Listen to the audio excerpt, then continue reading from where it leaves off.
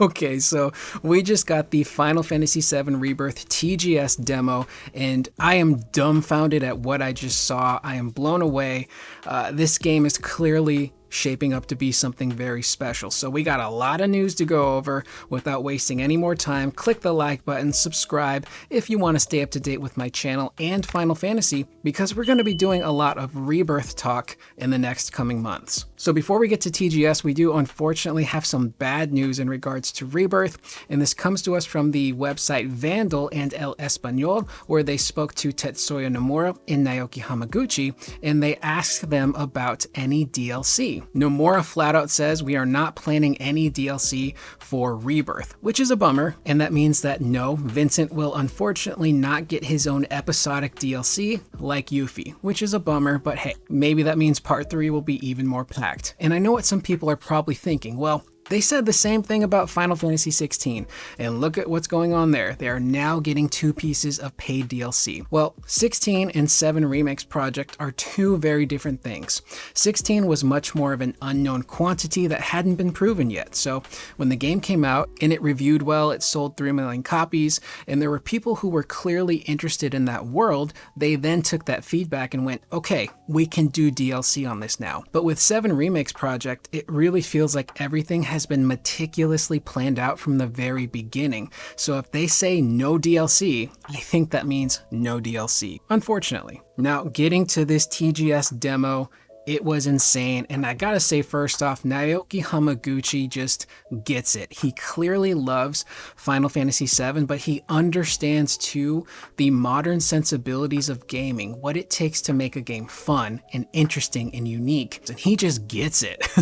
And he was so giddy to show off this game. So the demo starts off with the party escaping Midgar, and you're entering the open world for the very first time, and this is where they confirm to us flat out, yes, this is one seamless interconnected world with no load times. And the map itself is pretty big. It's not as big as some people had speculated on, but it's still pretty decent size. I think it might actually be larger than the map in Horizon Forbidden West. So there's going to be a lot to do in this game. So one of the first things they show off is the party switching. So you can do this seamlessly on the fly. Let's say you've got Cloud, Aerith, and Tifa, but you see some flying enemies in the distance and you think, well, I might want to put Barret in here instead. You can switch all of that up on the fly with no loading and then go into battle and do what you need to do. And one thing I do want to mention about this world is that it has character to it. The lands aren't just flat areas. There's rocks, bumps, hills, lakes, cliff sides. There's uneven ground everywhere, and that really adds a lot of character to a world like this instead of it just being simple and flat. So there's a lot of Horizon influence in what I saw, and that's a very good thing. They go a little bit more into crafting. So with crafting, it's not just items like we thought. You're going to be able to craft armor and equipment as well.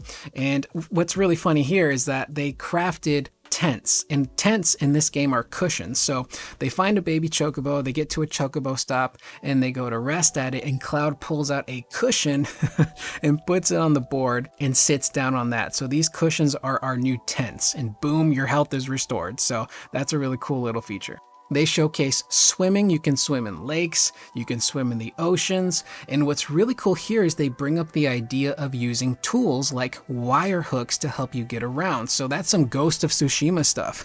There were certain areas in Tsushima that you couldn't reach until you got yourself a hook. So it's going to be really interesting to see what areas in this game we need special equipment for, and that's going to encourage you to craft those items and come back and see what kind of rewards you find. We finally get to the Chocobo Ranch. We see Chocobo Bill. We also see his helper, and I believe Audrey on Twitter said his name was Grin Grin, which is kind of a weird name. But the party goes up to him and they're like, hey, we want to rent a Chocobo. And he's like, no, you got to find one and catch it yourself. And this is where they showcase how you catch a Chocobo. So you find the tracks, it leads you to an open field where there's Chocobo, and you got to pick the one you want. And this is where the Horizon Forbidden West comes into play. So in Forbidden West, if you want to get a mount or have an enemy fight on your side, you got to sneak up on them and override them. And you do that basically by hiding in the foliage, throwing rocks to distract other enemies. And then when their back is turned, boom, you've caught them. And that's exactly how chocobo catching works here. Cloud goes into stealth mode,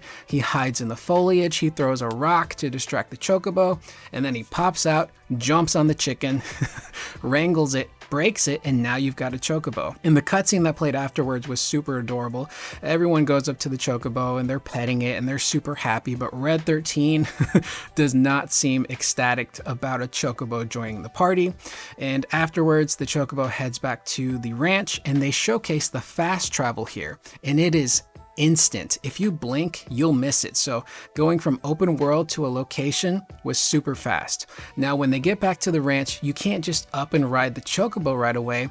There seems to be a little bit of a waiting period here. So while you're waiting for the chocobo to get ready, you find Chadley. You bump into him and he starts to tell you about these towers around the world. And I know what you're thinking. What is this Ubisoft open world tower bullshit doing in my Final Fantasy?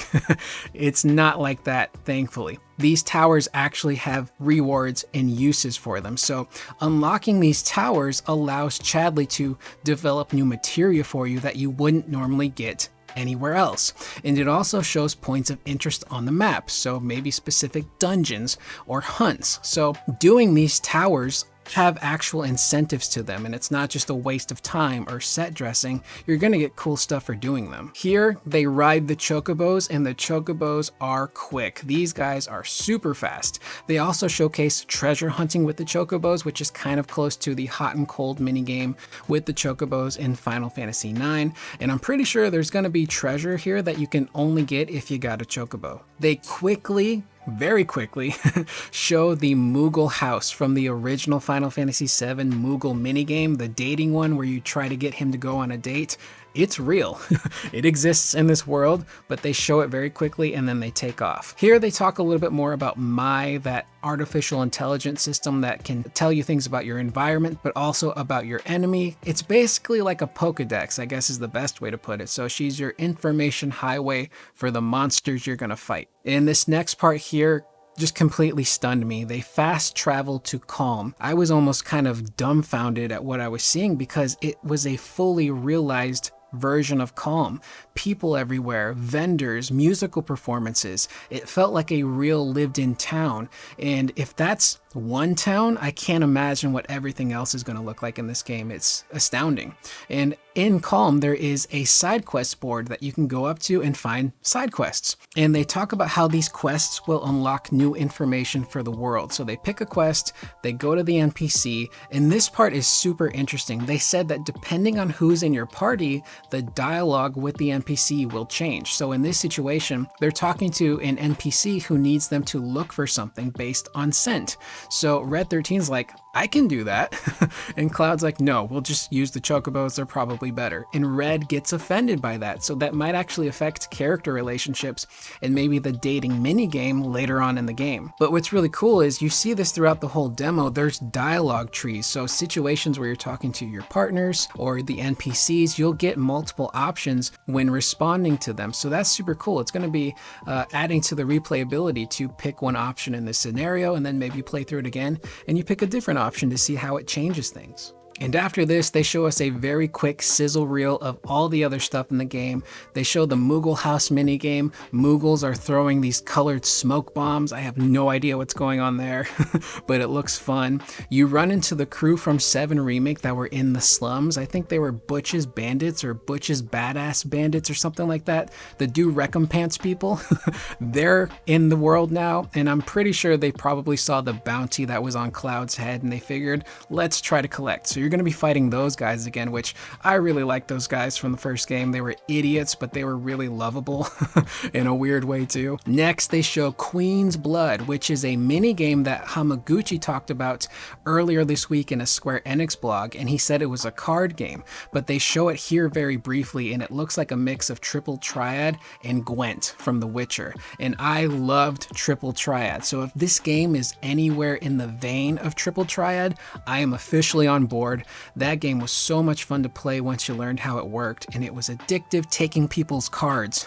So if Queen's Blood is similar, I'm gonna have a ton of fun playing it. And Hamaguchi said that Queen's Blood will have its own story that will have either a heartbreaking or happy ending. So even the mini games are gonna have their own interesting narratives to them. And I cannot wait to see how Queen's Blood plays out. They showcase more chocobo races to help you get used to using your chocobo out in the open world. There's even a side quest where you go flower picking, and if you have Aerith in your party, I'm pretty sure that's going to increase your bond level with Aerith, and it makes sense for her to be there because she's the flower girl.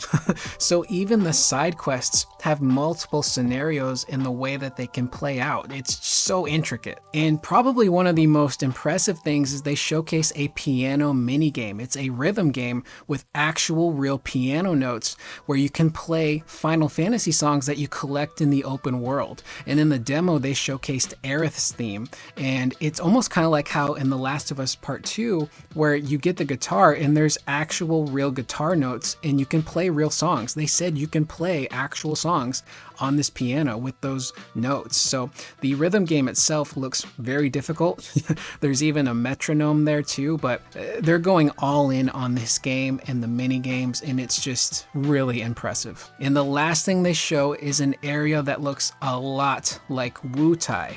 I know they said that Wutai is not in this game, it's going to be in part 3, so it's possible that maybe there's some sort of settlement of Wutai people, Wutaians, or some sort of base camp that we're going to see, but that one was pretty shocking. So I'm very curious to see how Wutai is going to play into part 2, even though we're not going to go to the actual location. So that was the Tokyo Game Show demo. It was incredible. I'll leave a link in the description below to the live stream so you guys can check out the gameplay for yourself. But Hamaguchi, man, he just gets it. He knows how good Final Fantasy VII OG was. He knows what people's expectations are for Rebirth, and going all in on the dialogue trees and replayability and combat and exploration and mini games. This to me is just so incredible. It's what I want in a Final Fantasy game, and I'm just blown away. Like, we're gonna get to help the Moogle have the sex in this game, and I cannot wait.